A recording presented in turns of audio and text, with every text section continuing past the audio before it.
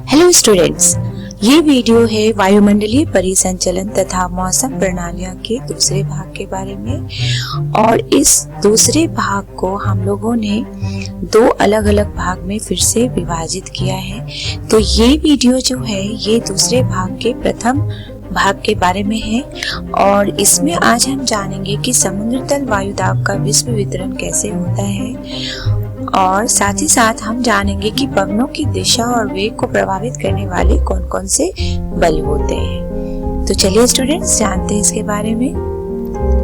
तो यहाँ हम जानेंगे कि पूरे विश्व में जो है वायुमंडलीय दाब का वितरण कैसे है।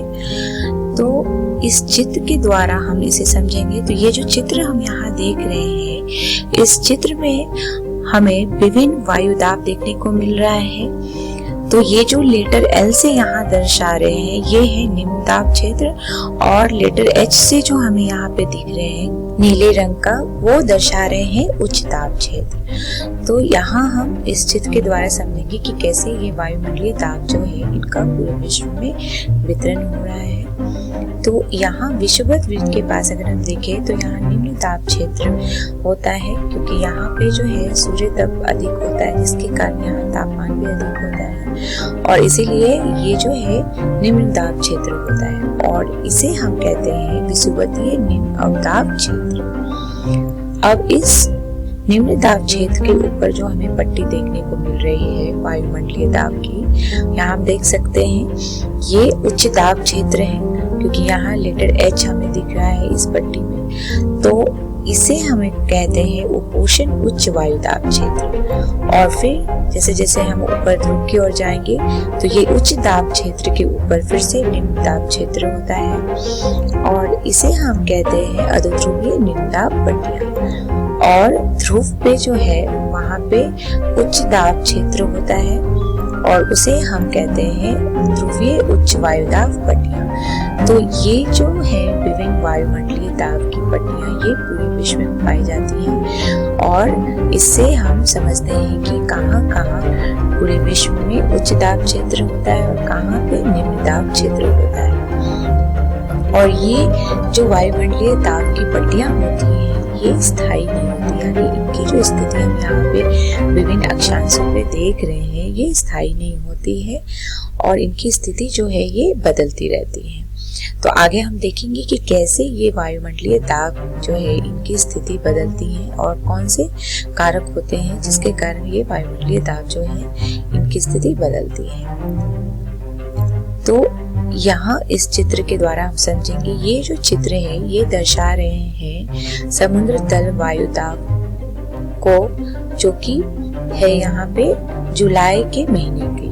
तो इस जुलाई के महीने में अगर हम देखेंगे तो यहाँ पे सूर्य किरणों के विस्थापन के साथ ये पट्टियां जो है वायुदाब की पट्टियां ये भी विस्थापित होती रहती हैं और इसे हम यहाँ देख सकते हैं कि कैसे यहाँ पे जो वायुदाब की पट्टियां थी इसकी स्थिति जो है ये बदल गई है, यानी ये विस्थापित हो गई है। तो उत्तरी गोलार्ध में, यहाँ उत्तरी गोलार्ध की बात देख रहे हैं, तो उत्तरी गोलार्ध में ग्रीष्म ऋतु में, क्योंकि ये जुलाई महीने का चित्र है, तो ग्रीष्म ऋतु में ये पट्टियां जो हैं उत्तर दिशा की ओर खिसक जाती हैं। और वहीं अगर हम शीत ऋतु में देखें, जैसा कि इस चित्र में देख रहे हैं, तो ये वायुदाब की पट्टियां जो है यहाँ पे हम देख सकते हैं इनकी स्थिति जो है ये दक्षिण की ओर खिसक जाते हैं। तो इस तरह हम कह सकते हैं कि सूर्य की किरणों के विस्थापन के साथ ये पट्टियां जो है ये भी विस्थापित होती रहती हैं। यानी ग्रीष्म ऋतु में ये पट्टियां जो है उत्तरी गोलार्ध में ये उत्तर दिशा की ओर खिसक जाती हैं, जबकि शीत ऋतु में ये पट्टियां जो है दक्षिणी गोलार्ध में ये दक्षिण की ओर खिसक जाती हैं। तो यहाँ हमने जाना कि वायुदाब पट्टियां जो हैं पूरे विश्व में कौन कौन सी होती हैं और इनकी स्थिति जो है ये कैसे होती है और कैसे ये विस्थापित होती हैं विभिन्न ऋतु में। अब हम यहाँ जानेंगे पवनों की दिशा और वेग को प्रभावित करने वाले बल कौन कौन से होते हैं। तो जैसे कि हम जानते हैं कि जो भी वायुदाब हमें देखने को मिलते हैं वो इसीलिए क्योंकि पूरे पृथ्वी पे जो है विभिन्न तापमान होता है जिसके कारण ये वायुदाब में परिवर्तन होता है। भिन्नता पाया जाता है और इसी वायुदाब में भिन्नता होने के कारण जो है पवन जो है वो भी एक जगह से दूसरी जगह बहते हैं। ये पवन जो है ये हमेशा उच्च दाब से निम्न दाब की ओर बहते हैं। तो इसीलिए हमें यहाँ पे जानना आवश्यक है कि कौन कौन से बल होते हैं जो इन पवन को दिशा को प्रभावित करते हैं। तो जैसा कि हमने कहा कि पवन जो है हमेशा उच्च दाब से कम दाब की तरफ प्रभावित होते हैं और इनको प्रभावित करने वाले विभिन्न बल होते हैं, जिसमें पहला महत्वपूर्ण बल है दाब प्रवणता बल, जिसे हम प्रेशर ग्रेडियंट फोर्स के नाम से भी जानते हैं। और दूसरा जो बल है वो होता है कोरियोलिस बल। और तीसरा महत्वपूर्ण बल जो इन्हें प्रभावित करते हैं वो होते हैं घर्षण बल। तो अब आगे हम इन तीनों बल के बारे में विस्तार से जानेंगे और देखेंगे कि कैसे ये जो है पवनों की दिशा और वेग को प्रभावित करते हैं।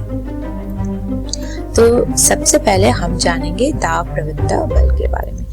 तो जैसा कि हम जानते हैं कि पूरे विश्व में जो है तापमान में भिन्नता होने के कारण वायु दाब जो है उसमें भी भिन्नता पाई जाती है, यानी कहीं पे उच्च दाब क्षेत्र होता है और कहीं पे निम्न दाब क्षेत्र होता है। तो इस वायुमंडलीय दाब में जो भिन्नता होती है उसके कारण एक बल उत्पन्न होता है जिसे हम कहते हैं दाब प्रवणता बल। और इस दाब में परिवर्तन की दर को हम कहते हैं दाब प्रवणता यानी प्रेशर ग्रेडियंट। और इसे हम इस चित्र के द्वारा समझेंगे। तो यहाँ जो हम देख रहे हैं, यहाँ हवा की दिशा जो है उच्च दाब क्षेत्र से निम्न दाब क्षेत्र की ओर है। और इसे हम इस चित्र के द्वारा भी समझेंगे फिर से। जैसा कि हमने देखा कि विषुवत वृत्त के पास जो है निम्न वायु दाब की पट्टियां पाई जाती हैं। तो यहाँ पे उच्च दाब से आने वाली पवनें जो है यहाँ पे आके अभिसरण करती हैं, यानी यहाँ पे आती हैं। तो इनकी दिशा जो है उच्च दाब क्षेत्र से निम्न दाब क्षेत्र की ओर होती है, जैसे कि इस चित्र में भी देख सकते हैं। तो ये जो बल लगता है इन वायु में, यानी जब ये उच्च दाब क्षेत्र से निम्न दाब क्षेत्र की ओर जाते हैं तो जो बल उनमें लगता है उन्हें हम कहते हैं दाब प्रवणता बल। तो यहाँ हमने जाना कि दाब प्रवणता किसे कहते हैं और दाब प्रवणता बल किसे कहते हैं। तो यहाँ हम एक बार फिर से समझेंगे, ये है उच्च दाब क्षेत्र और ये है निम्न दाब क्षेत्र। और पवन की दिशा जो है ये उच्च दाब क्षेत्र से निम्न दाब क्षेत्र की ओर है। और अगर हम यहाँ पे उच्च दाब क्षेत्र में देखें तो यहाँ हम देख सकते हैं ये जो संदाब रेखाएं हैं यहाँ पे दूर दूर स्थित होती हैं। ये इसीलिए होती हैं क्योंकि उच्च दाब क्षेत्र में दाब प्रवणता जो है यानी दाब में परिवर्तन का जो दर होता है वो कम होता है। इसीलिए इसे हम संदाब रेखाएं से जो दर्शाते हैं तो उनमें दूरी हमें देखने को मिलता है।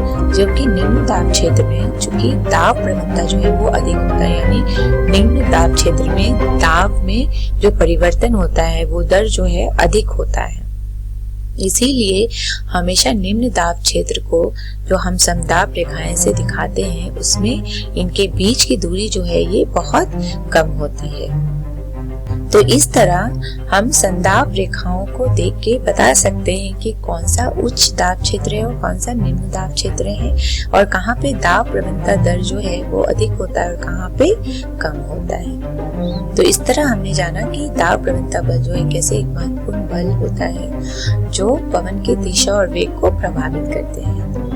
अब हम जानेंगे दूसरा महत्वपूर्ण कारक जो है घर्षण बल। और इस घर्षण बल को हम फ्रिक्शनल फोर्स के नाम से भी जानते हैं। तो घर्षण बल जो है पवनों की गति को प्रभावित करते हैं, यानी जितना अधिक घर्षण होगा उतना पवन का गति जो है वो कम होगा और जितना कम घर्षण होगा उतना ही पवन का गति जो है वो अधिक होगा।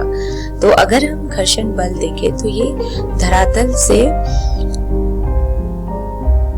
ऊपर घटते जाता है और ये घर्षण बल जो है सर्वाधिक होता है धरातल पर। और अगर इसके प्रभाव को हम देखें तो ये 1 से 3 किलोमीटर जो है धरातल के ऊपर तक इनका प्रभाव देखने को मिलता है, यानी घर्षण जो है ये 1 से 3 किलोमीटर तक होता है, जिसके कारण पवन की गति जो है वो कम होती है। और इसे हम इस चित्र के द्वारा यहाँ समझेंगे। तो यहाँ जो हम चित्र में देख रहे हैं, यहाँ धरातल पे हम देख सकते हैं कि यहाँ पे अधिक घर्षण हो रहा है धरातल से पवनों का, इसीलिए यहाँ घर्षण बल भी अधिक है, जिसके कारण हवा का वेग जो है यहाँ धरातल के पास वो कम होता है।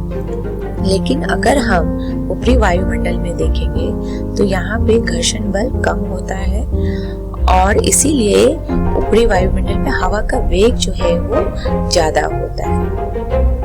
तो इस तरह हम लोगों ने देखा कि कैसे घर्षण बल जो है ये प्रभावित करते हैं पवन के वेग को और उनके दिशा को। और तीसरा महत्वपूर्ण कारक जो है जिसे हम कहते हैं कोरियोलिस बल, इसे हम जानेंगे दूसरे वीडियो में विस्तार से। तो इस वीडियो में हम लोगों ने सीखा कि समुद्र तल वायुदाब का विश्व वितरण कैसे होता है। साथ ही साथ हमने देखा कि पवनों की दिशा व वेग को प्रभावित करने वाले कौन-कौन से प्रमुख बल होते हैं। संदर्भ के लिए हम देख सकते हैं एनसीईआरटी बुक भौतिक भूगोल के मूल सिद्धांत। अगली वीडियो में हम देखेंगे फिर से कि कौन से प्रमुख बल होते हैं जो पवन की दिशा और वेग को प्रभावित करते हैं। तो इस वीडियो में हम लोगों ने देखा कि घर्षण बल और दाब प्रवणता बल कैसे प्रभावित करते हैं पवन की दिशा और वेग को। और तीसरा महत्वपूर्ण बल जो होता है वो है कोरियोलिस बल। तो इस कोरियोलिस बल के बारे में हम विस्तार से जानेंगे अगले वीडियो में। तब तक के लिए धन्यवाद।